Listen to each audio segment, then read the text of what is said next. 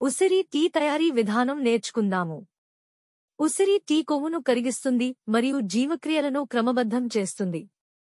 కావాల్సినవి: ఉసిరికాయలు 2, నీళ్లు 2 కప్పులు, తేనె 2 టేబుల్ స్పూన్లు, అల్లం అర అంగుళం, దాల్చిన చెక్క పొడి చిటికెడు. తయారీ: ముందుగా ఉసిరికాయలను గింజలు తీసేసి కచ్చాపచ్చాగా దంచుకోవాలి. అల్లం తురుముకోవాలి. స్టవ్ మీద గిన్నె పెట్టి నీళ్లు పోసి బాగా మరిగించుకోవాలి.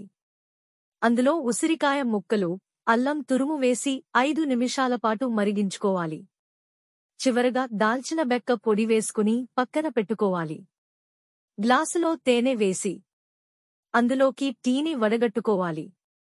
ఉసిరి టీ కొవ్వును కరిగిస్తుంది మరియు జీవక్రియలను క్రమబద్ధం చేస్తుంది.